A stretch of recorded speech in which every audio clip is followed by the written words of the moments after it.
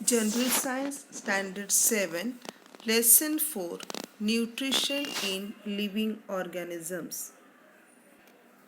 हम जानते हैं कि सभी लिविंग ऑर्गेनिजम्स को अपना जीवन चलाने के लिए अच्छे फूड की आवश्यकता होती है। अच्छा फूड ज़रूरी होता है। अच्छा फूड यानी कि क्या? तो ऐसा खाना जिस खाने को खाने से आपको एनर्जी मिले, आपकी ग्रोथ हो, ऐसा खाना हमारे लिए बहुत ज़रूरी होता है।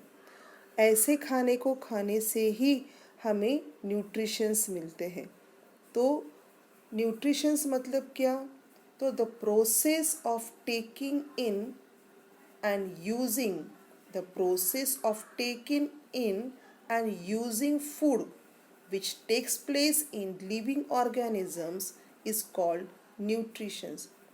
सजीवों के द्वारा जो पोषक तत्व या जो न्यूट्रिशंस हम खाते हैं, जो फूड हम खाते हैं, वो फूड खाकर उस फूड का उपयोग, उस फूड का यूज़ हम हमारे लाइफ प्रोसेस को चलाने के लिए करते हैं।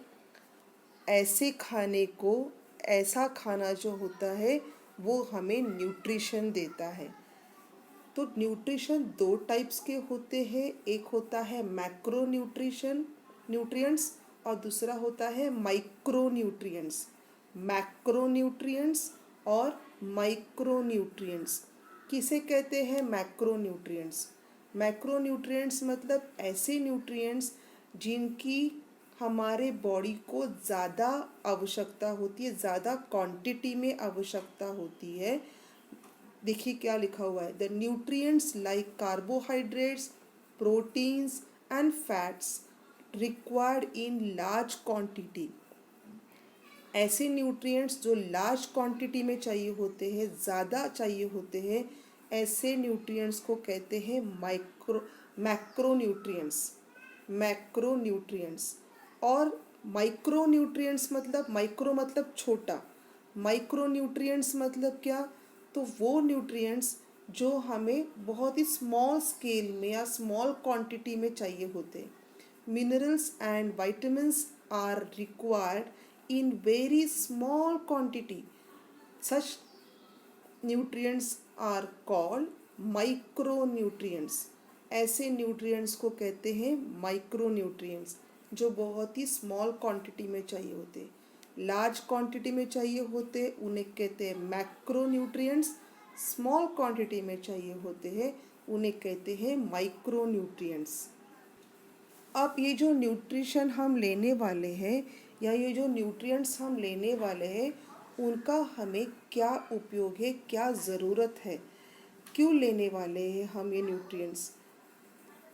तो पहला उसका उपयोग है, पहला नीड है to supply the energy required for doing work. हम जो भी कुछ काम करते हैं उस काम को करने के लिए हमें जो एनर्जी चाहिए होती है, वो एनर्जी हमें फूड से मिलती है। Second, growth and development of the body. हमारी जो बॉडी है उस बॉडी की ग्रोथ होने के लिए और डेवलपमेंट होने के लिए हमें फूड की ज़रूरत होती है। ये डेवलपमेंट, ये ग्रोथ मेंटल और फिज़िकल दोनों टाइप की होती है।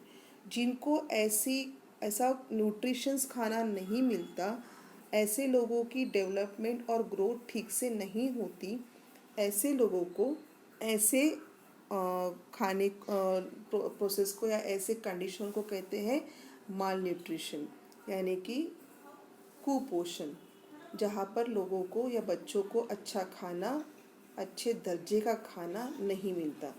Third point, to replace the damage cell and repair tissues.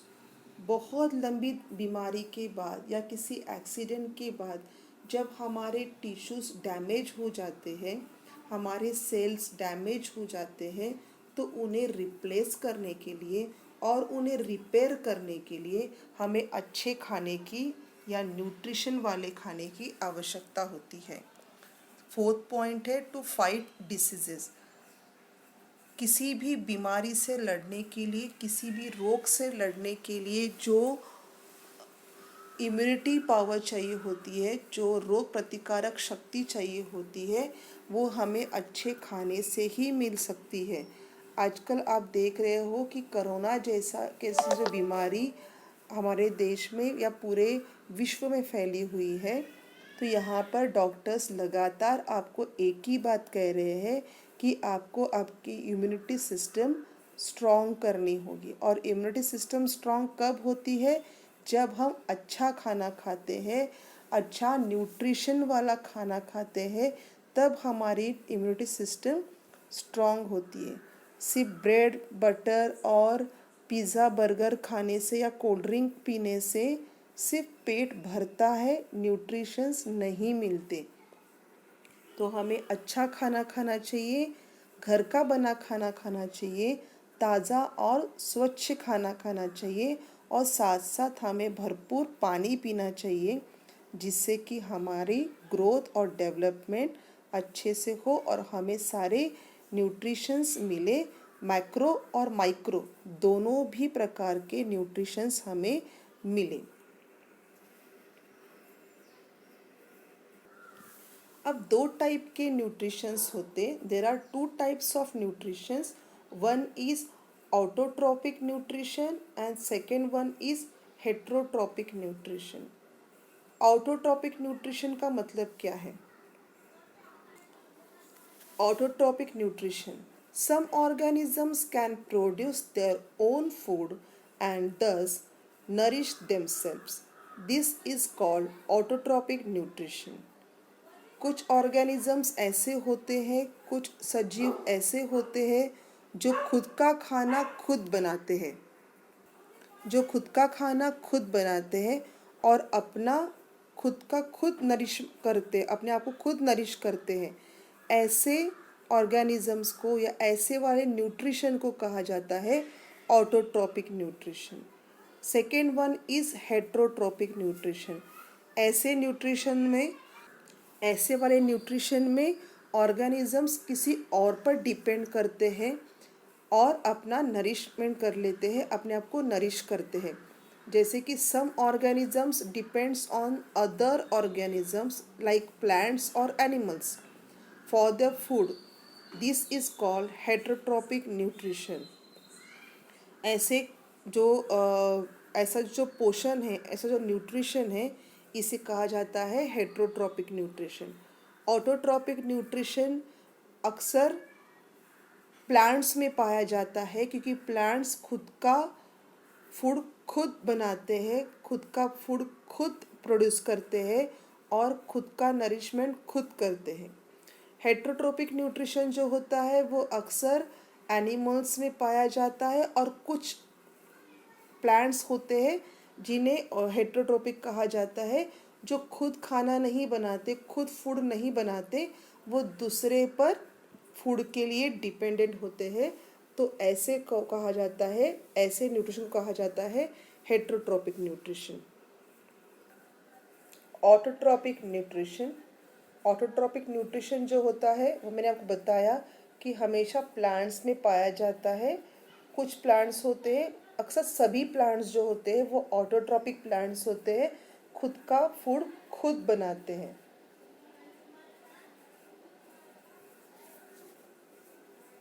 Plants also need food for their growth. Plants को भी फूड की ज़रूरत होती है अपने ग्रोथ के लिए। They can produce their own food. Plants अपना फूड खुद का खुद बनाते हैं with the help of sunlight and chlorophyll. Plants अपना फूड खुद बनाते हैं सनलाइट और क्लोरोफिल की हेल्प से। Plants make their food in their leaves using water and nutrients from the soil and carbon dioxide from air. Plants जो होते हैं वो अपना फूड लीव्स में बनाते हैं, उनके लीफ में वो फूड बनाते हैं। किसके हेल्प से? Water and nutrients from soil and carbon dioxide from air. This process is called photosynthesis. Plants sunlight और क्लोरोफिल, क्लोरोफिल मतलब प्लांट्स में जो ग्रीन कलर दिखाई देता है ना आपको, तो प्लांट्स में क्लोरोफिल पाए जाते हैं, इसलिए प्लांट्स के लीव्स ग्रीन होते हैं। तो प्लांट्स सनलाइट और क्लोरोफिल की हेल्प से और वाटर और न्यूट्रिएंट्स, सॉइल में से वो वाटर और न्यूट्रिएंट्स लेते हैं और एयर में से, हवा में से कार्बन डाइऑक्साइड लेते हैं और अपना फूड तैयार करते हैं। ऐसे प्रोसेस को कहा जाता है फोटोसिंथेसिस। क्या कहते हैं? फोटोसिंथेसिस। देखो यहाँ पर, इधर आप देखोगे तो यहाँ पर जो आपको एक नीचे बॉक्स बना के दिखाया है, उसमें आपको दिखाया है, ये बहुत इम्पोर्टेंट बॉक्स है, एग्ज़ाम में पूछा जाता है। प्लांट्स किस प्रकार से अपना खाना बनाते हैं? Plants carbon dioxide plus water और सनलाइट और क्लोरोफिल की हेल्प से अपना फूड तैयार करते हैं, जिसको ग्लूकोज बोलते हैं, और ऑक्सीजन गैस रिलीज करते, छोड़ते हैं। प्लांट्स क्या करते हैं? सनलाइट से जो एनर्जी लेते हैं, उस लाइट एनर्जी को वो केमिकल एनर्जी में कन्वर्ट करते हैं। प्लांट्स सनलाइट से, सन से जो लाइट लेते हैं, उस लाइट एनर्जी को वो केमिकल एनर्जी में कन्वर्ट करते हैं, यानी कि वो प्रकाश ऊर्जा को केमिकल ऊर्जा में या केमिकल एनर्जी में कन्वर्ट करते हैं और स्टोर करके रखते हैं फूड के माध्यम में, फूड बनाकर फूड के फॉर्म में उसे स्टोर करके रखते हैं। Water, minerals and salts are absorb by roots from the soil. क्या होता है, कैसे बनता है खाना या कैसे बनाया जाता है फूड प्लांट्स में से, वो हम वन बाय वन देखते हैं। देखिए आप ज़रा इसे आराम से। प्लांट्स क्या करते हैं? सॉइल में से वाटर, मिनरल्स और सॉल्ट को एब्जॉर्ब कर लेते हैं। The stem transport them up to the leaves. जो सॉइल में से रूट्स एब्जॉर्ब करते हैं वाटर, मिनरल्स और सॉल्ट्स, स्टेम उसे ट्रांसपोर्ट करते हैं किसके पास? लीव्स के पास। लीव्स जो में छोटे छोटे ओपनिंग्स होते हैं, माइक्रोस्कोपिक ओपनिंग्स होते हैं। ओपनिंग्स मतलब छेद, छिद्र, जिसे कहा जाता है स्टोमेटा, जिसे कहा जाता है स्टोमेटा। ये जो स्टोमेटा होता है, यानी कि जो लीव्स में जो छोटे छोटे ओपनिंग्स होते हैं, ये ओपनिंग्स कार्बन डाइऑक्साइड को अंदर खींच लेते हैं। इन ओपनिंग्स में से कार्बन डाइऑक्साइड लीव्स के अंदर एंटर करते हैं और फिर लीव्स में जो क्लोरोफिल होता है, वो क्लोरोफिल सनलाइट को एब्जॉर्ब कर लेता है। अब लीव्स के पास क्या क्या है? अब लीव्स के पास मिनरल्स, वाटर और सॉल्ट है, जो कि सॉइल से लीव्स के पास आया है। लीव्स के पास कार्बन डाइऑक्साइड है, जो कि स्टोमाटा में से अंदर आया है। लीव्स में जो क्लोरोफिल है, उन्होंने सनलाइट को एब्जॉर्ब कर लिया है। इन सभी की हेल्प से लीव्स अपना फूड तैयार करते हैं, अपना फूड प्रोड्यूस करते हैं और इस प्रोसेस में ऑक्सीजन रिलीज होता है और बाहर निकलता है। यानी कि हम कहते हैं ना कि प्लांट्स लगाना बहुत ज़रूरी है, क्योंकि प्लांट्स कार्बन डाइऑक्साइड अंदर लेते हैं, एब्जॉर्ब करते हैं और ऑक्सीजन रिलीज करते हैं, ऑक्सीजन को बाहर छोड़ते हैं। इसलिए हम प्लांट्स लगाते हैं। तो फूड बनाने के प्रोसेस में, फूड प्रोसेसिंग में या फूड बनाने की साइकिल में कार्बन डाइऑक्साइड अंदर जाता है और ऑक्सीजन बाहर आता है। ये बहुत ही इम्पोर्टेंट है। Besides leaves, photosynthesis takes place in other parts like green stems too, as they contain chlorophyll. कुछ प्लांट्स ऐसे होते हैं जिनके लीव्स में क्लोरोफिल नहीं होता, उनके स्टेम्स में क्लोरोफिल होता है। तो ऐसे प्लांट्स में स्टेम्स क्या करते हैं, वो फूड बनाने का काम करते हैं, वो लीव्स का काम पूरा करते हैं। देखो दोबारा एक बार हम पूरा पैराग्राफ पढ़ लेते ताकि आपको समझ में आए। हम स्टार्टिंग से पढ़ रहे हैं। Plants convert light energy into chemical energy and store it in the form of food. Water, minerals, and salts are absorbed by roots from the soil. The stem transports them up to the leaves. The leaves have microscopic openings called stomata, through which they takes in the carbon dioxide from the air. The chloroplast present in the leaves contain chlorophyll, which absorbs sunlight, helping to convert carbon dioxide and water into food. Oxygen is given out in this process. Besides leaves, photosynthesis takes place in some other parts like green stems too, as they contain chlorophyll. अब plants में जो soil से water, minerals और salt leaves तक पहुंचते हैं और leaves में बना हुआ फूड जो है वो पूरे प्लांट्स के बॉडी, सभी बॉडी पार्ट्स तक पहुंचता है। ये जो प्रोसेस है इसे कहा जाता है ट्रांसपोर्टेशन सिस्टम इन प्लांट्स। तो ये ट्रांसपोर्टेशन सिस्टम कैसे वर्क करता है इसे अब हम देखेंगे। The transport system of plants consist of xylem and phloem. Xylem और फ्लोएम ये दो यहाँ पर ट्रांसपोर्ट सिस्टम्स है जो कि हेल्प करती है पूरे प्रोसेस में। The xylem transports minerals and water from the root to all aerial parts of the plants. Xylem जो होता है वो नीचे से सॉइल में से सभी मिनरल्स को और वाटर को एब्जॉर्ब करता है रूट के ज़रिए और पूरे प्लांट्स में उसको ट्रांसफ़र करता है। The phloem transports the food यानी कि glucose from the leaves to the other parts of the plant where it either consume और स्टोर।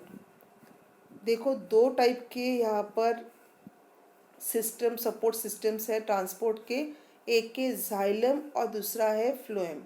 जाइलम क्या करता है, जाइलम सॉइल में से मिनरल्स और वाटर को एब्जॉर्ब करता है और पूरे प्लांट में तक पहुंचाता है, पूरे प्लांट तक पहुंचाता है। और फ्लोएम क्या करता है, फ्लोएम ऊपर से जो भी ग्लूकोज रेडी होता है, फूड तैयार होता है, उसे ऊपर से लेकर नीचे तक पूरे बॉडी पार्ट तक फैलाता है।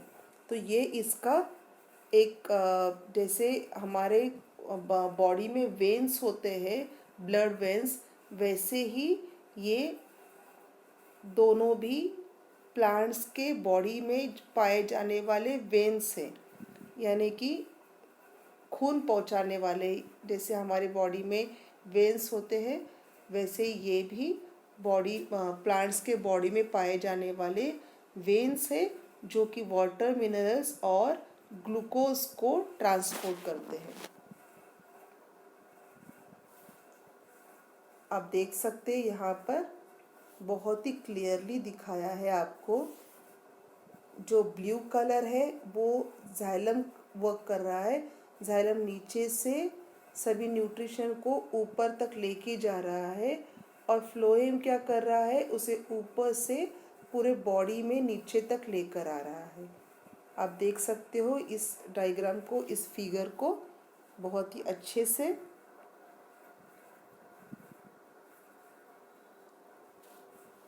तो इस तरीके से प्लांट्स का जो ट्रांसपोर्ट सिस्टम है वो वर्क करता है। अब इस ट्रांसपोर्ट सिस्टम इस ट्रांसपोर्ट सिस्टम को ठीक तरीके से आपको समझने के लिए मैं आपको यहाँ पर एक वीडियो दिखा रही हूँ। आप उस वीडियो को बहुत ही ध्यान से देखिए ताकि आपको समझ में आए कि जाइलम और फ्लोएम का काम कैसे चलता है और प्लांट्स में फूड या ग्लूकोज कैसे बनता है। मैं यहाँ पर अभी वीडियो स्टार्ट कर रही हूँ।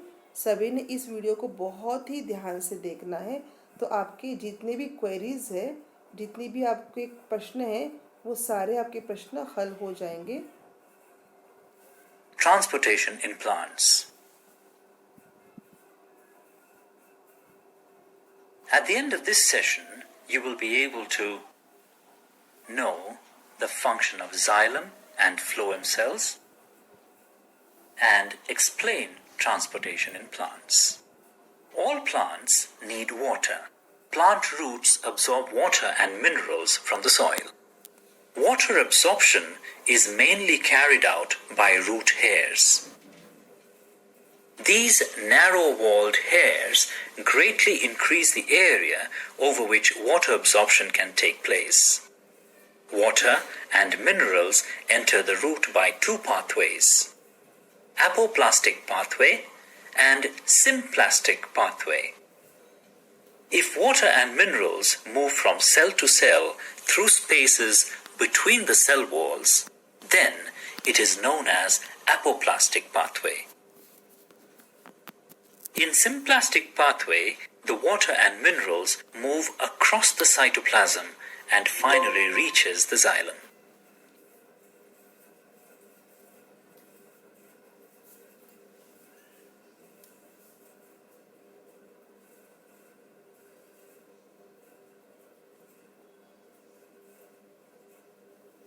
Xylem vessels are long, narrow, hollow tubes containing no living material. The xylem transports water and soluble mineral nutrients from the roots to other parts of a plant. About 95% of the water absorbed is lost through the stomata present in the leaves. This process is known as transpiration. The number of stomata is more on the lower surface of leaves. If transpiration happens throughout the day, then there will be a great loss of water. This is controlled by the stomatal opening and closing mechanism. During the daytime, water enters into the guard cells along with the potassium ions. This brings about a change in the shape of the guard cells and the stoma opens. During the night, the potassium ions and water molecules leave the guard cells. Thus, the turgidity decreases and the stoma closes. Stomata also act as main sites of gaseous exchange in plants.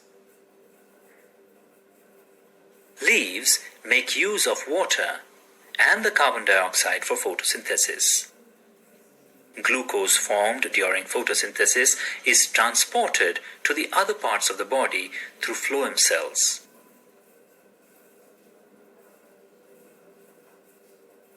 Phloem tissue consists of less specialized and nucleate parenchyma cells, sieve tube cells, and companion cells. Transport of food in phloem can be up or down the stem to reach all parts of the plant. Hence, the transportation in plants is the function of xylem and phloem cells.